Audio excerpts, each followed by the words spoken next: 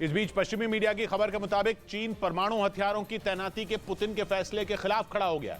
कुछ रोज पहले ही पुतिन ने ऐलान किया था कि वो जल्द बेलारूस में परमाणु हथियारों को तैनात करेंगे, जिसके बाद इस बात की आशंका तेज हो गई कि यूक्रेन के साथ जंग में वो परमाणु हथियारों का इस्तेमाल भी कर सकते हैं। पुतिन के इस ऐलान के बाद अमेरिका ने खुलकर इसका विरोध किया। इसके साथ ही नेटो ने भी पुतिन के इस कदम पर चिंता जताई, लेकिन पुतिन ने किसी की एक न सुनी और कहा जा रहा है कि वो बेलारूस में परमाणु हथियारों की तैनाती करके रहेंगे।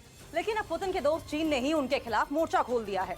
संयुक्त राष्ट्र सुरक्षा परिषद में चीन के प्रतिनिधि ने साफ कर दिया कि शी जिनपिंग पुतिन के परमाणु प्लान के साथ नहीं है। यानी जंग के बीच पुतिन को उनके सबसे बड़े दोस्त ने ही तगड़ा झटका दे दिया, जो कि अब तक रूस की मदद करके अमेरिका और यूरोप के देशों के लगाए गए बैन के असर को कम कर रहा था। इतना ही नहीं, जंग शुरू होने के 1 साल से ज्यादा वक्त बीत जाने के बाद भी चीन ने कभी यूक्रेन पर रूस के हमले का विरोध नहीं किया।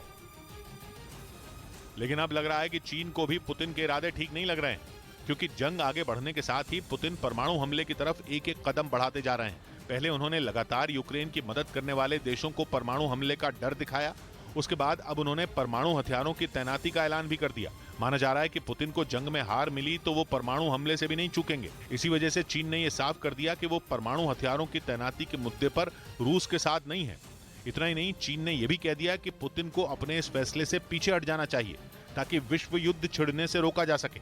इधर जेल से रिहाई के बाद कांग्रेस नेता नवजोत सिंह सिद्धू की सुरक्षा में कटौती की गई। पंजाब सरकार ने सिद्धू की सुरक्षा Z+ से घटाकर Y+ कर दी, जिसके लिए सुरक्षा रिव्यू कमेटी की मीटिंग में चर्चा हुई और उसके बाद मान सरकार ने सिद्धू की सुरक्षा में कटौती का फैसला किया, जिसके तहत अब सिद्धू की सुरक्षा में 25 की बजाय सिर्फ 12 सुरक्षाकर्मी ही तैनात रहेंगे। उधर चीन से तनाव के बीच अमेरिका ने जापान में अपने एयरबेस पर F-35 विमानों का नया बेड़ा तैनात कर दिया। यह दावा यूरेशियन टाइम्स नाम की वेबसाइट ने किया और अमेरिका की वायुसेना के एक बड़े अधिकारी के बयान के आधार पर जानकारी दी और दावा किया कि अमेरिका के F-35 विमानों का नया बेड़ा जापान के कदेना एयरबेस पहुंच चुका है। कदेना एयरबेस जापान में अमेरिका का एयरबेस है, जहां उसने पहले से तैनात F-15 विमानों की जगह ली। वैसे तो अमेरिका के ये दोनों लड़ाकू विमान दुश्मन को मजा चखा सकते हैं, लेकिन स्टेल्थ तकनीक समेत बेहतरीन नेविगेशन और कम्युनिकेशन सिस्टम F-35 विमानों को बेहतर बना देता है, जो कदेना में तैनात बाकी लड़ाकू विमानों के साथ मिलकर काम करेंगे। यूरेशियन टाइम्स नाम की वेबसाइट ने दावा किया कि अमेरिका के F-35 विमान अलास्का से जापान के ओकिनावा प्रांत के कदेना एयरबेस पहुंचे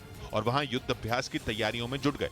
मतलब ये कि चीन से तनाव के बीच अमेरिका ने एक बड़ा कदम उठाया है, क्योंकि उसने अपने लड़ाकू विमानों का बेड़ा प्रशांत महासागर के उस हिस्से में भेजा जहां उसकी वायुसेना की सबसे बड़ी लड़ाकू शाखा यानी 18वीं विंग तैनात है। जापान के ओकिनावा प्रांत में बने कदेना एयरबेस को कीस्टोन ऑफ पैसिफिक भी कहा जाता है, जिसकी सबसे बड़ी वजह इसकी भौगोलिक स्थिति है, जो इसका रणनीतिक महत्व बढ़ा देती है, क्योंकि चीन के समुद्री तट से कदेना एयरबेस सिर्फ 650 किलोमीटर दूर है और इस एयरबेस पर अमेरिका और जापान के करीब 20,000 सैनिक तैनात हैं, जिनकी ताकत बढ़ाने के लिए अमेरिका लगातार वहां शक्तिशाली लड़ाकू विमानों का बेड़ा भेज रहा है। यूरेशियन टाइम्स नाम की वेबसाइट ने दावा किया कि बहुत जल्द वहां से 48 F-15 विमानों को हटा लिया जाएगा और उनकी जगह F-35 विमानों को तैनात कर दिया जाएगा। हालांकि इस बार उसने कितने F-35 विमान भेजे इसकी कोई औपचारिक जानकारी नहीं मिल पाई, लेकिन खबर उड़ी कि 12 F-35 विमानों को कदेना में लैंड करते देखा गया। प्रशांत महासागर में ये सारी हलचल चीन की चिंता बढ़ा सकती है, क्योंकि अमेरिका लगातार इंडो पैसिफिक रीजन में सक्रिय है। कुछ दिन पहले ही उसका युद्धपोत साउथ चाइना सी में घुस गया था और अब वो जापान में अपने एयरबेस पर ताकत बढ़ा रहा है। इस बीच प्लेबॉय मैगजीन के कवर पर फ्रांस की एक मंत्री की तस्वीर छपने से वो विरोधियों के निशाने पर आ गई। फ्रांस की सरकार में मंत्री मार्लिन शेपा ने कवर पिक्चर के अलावा प्लेबॉय मैगजीन को एक इंटरव्यू भी दिया, लेकिन उस इंटरव्यू की उतनी चर्चा नहीं हुई जितनी प्लेबॉय मैगजीन के कवर पर छपी उनकी तस्वीर की हुई। प्लेबॉय मैगजीन के कवर पर छपी मार्लिन शेपा की तस्वीर के बहाने उनके विरोधियों ने उन पर जमकर हमला बोला। फ्रांस में विपक्ष के कुछ नेताओं ने तो इसे फ्रांस के लोगों का अपमान तक बता दिया। हालांकि फ्रांस की मंत्री ने इसे महिलाओं की आजादी से जुड़ा मुद्दा बताते हुए विरोधियों पर पलटवार किया। उधर ईरान में हिजाब के विरोध में आंदोलन भले ही थम गया हो, लेकिन महिलाओं पर ज्यादती अब भी बंद नहीं हुई। हिजाब के मुद्दे पर ईरान की सरकार महिलाओं को रत्ती भर भी आजादी देने के मूड में नहीं है। ईरान से आए एक वीडियो ने वहां की सरकार के जुल्मों की पोल खोलकर रख दी और ये साफ कर दिया कि ईरान में महिलाएं खौफ के साए में जीने को मजबूर हैं। हिजाब न पहनने पर एक शख्स ने 2 महिलाओं पर दही का डिब्बा उड़ेल दिया। एक किराने की दुकान में लगे सीसीटीवी कैमरे में ये पूरी घटना रिकॉर्ड हुई, जहां 2 महिलाएं खरीदारी करने पहुंची थी। दोनों में एक महिला ने हिजाब पहना हुआ था, जबकि दूसरी ने मास्क लगाकर चेहरा ढका हुआ था। सब कुछ ठीक चल रहा था, लेकिन अचानक एक आदमी दुकान में घुसकर दोनों महिलाओं से बहस करता दिखा। उसने दुकान में रखा दही का डिब्बा लिया और उन महिलाओं के सिर पर उलट दिया। तभी दुकानदार उस आदमी की तरफ दौड़ता हुआ दिखा। और ऐसा लगा कि दुकानदार को भी उस आदमी की ये हरकत बहुत खराब लगी। लेकिन खबर सिर्फ ये नहीं कि 2 महिलाओं पर हमला किया गया, खबर तो यह है कि इस घटना के बाद पुलिस ने महिलाओं को ही दोषी मान लिया और घटना की जांच करने के बाद दोनों महिलाओं को गिरफ्तार कर लिया गया। मतलब यह कि जिन महिलाओं पर हमला हुआ वो ईरान की पुलिस के लिए पीड़ित नहीं बल्कि दोषी बन गई। ईरान की इस घटना का वीडियो जब पूरी दुनिया में फैला तो वहां की सरकार को भी बयान देना पड़ा, लेकिन ईरान की सरकार के बयान में महिलाओं के लिए हमदर्दी वाला कोई शब्द नहीं था, बल्कि सरकार ने साफ कहा कि हिजाब पर ईरान की सरकार किसी कीमत पर नहीं झुकेगी। सरकार के मुताबिक महिलाओं के लिए वहाँ हिजाब पहनना कानूनन जरूरी है, जिसमें किसी को भी रियायत नहीं दी जा सकती। मतलब ये कि हिजाब पर महीनों तक गृह युद्ध झेल चुके ईरान की जिद जरा भी कम नहीं हुई। इधर दक्षिण पश्चिमी प्रशांत महासागर में बसे देश पापुआ न्यू गिनी में भूकंप के तेज झटके महसूस किए गए। रिक्टर स्केल पर वहां आए भूकंप की तीव्रता 7.2 मापी गई, जिसकी वजह से पापुआ न्यू गिनी के लोग दहशत में आ गए। भूकंप के झटके पापुआ न्यू गिनी की राजधानी पोर्ट मोर्सबी से 715 किलोमीटर दूर उत्तर पश्चिम में महसूस किए गए। भूकंप जमीन के नीचे करीब 80 किलोमीटर की गहराई पर आया, जिसकी जानकारी यूएसजीएस यानी यूनाइटेड स्टेट्स जियोलॉजिकल सर्वे ने दी। हालांकि भूकंप की वजह से वहां किसी तरह के नुकसान की कोई खबर सामने नहीं आई।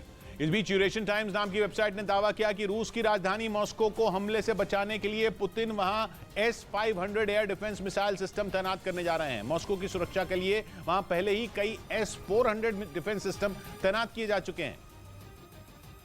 लेकिन अब खबर है कि मॉस्को को बचाने के लिए पुतिन अपने सबसे आधुनिक और खतरनाक डिफेंस सिस्टम को मैदान में उतारने जा रहे हैं। रूस का ये S-500 डिफेंस सिस्टम इतना घातक है कि इससे निकली मिसाइलें पलक झपकते ही दुश्मन को हवा में ढेर कर देती हैं।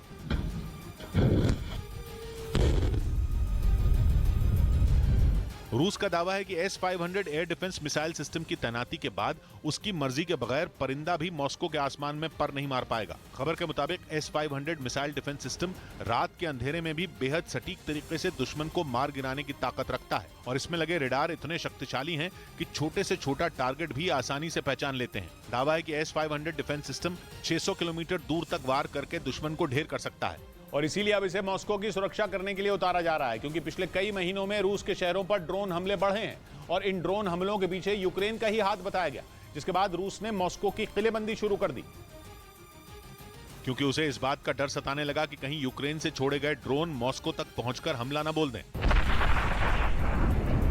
ऐसा इसलिए क्योंकि फरवरी के महीने में ही रूस के एक ऐसे शहर पर वार हुआ था जो मॉस्को के बेहद करीब था। तब ड्रोन से रूस के कोलोमना शहर पर हमला किया गया था।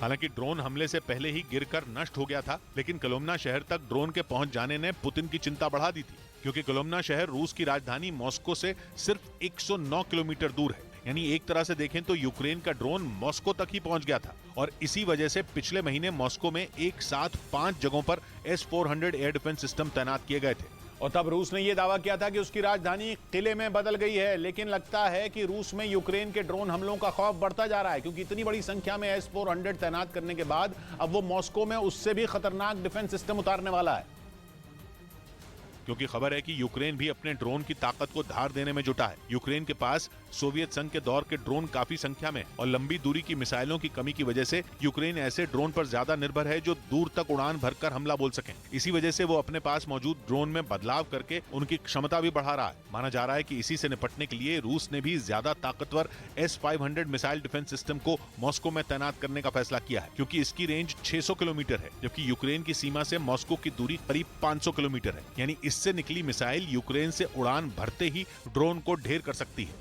इधर दिल्ली में IPL मैचों की वजह से दिल्ली मेट्रो ने आखिरी ट्रेन का समय बढ़ा दिया। ये नियम दिल्ली मेट्रो की सभी लाइनों पर लागू होगा और दिल्ली के अरुण जेटली स्टेडियम में होने वाले IPL मैचों के दिन मेट्रो तय समय सीमा से 45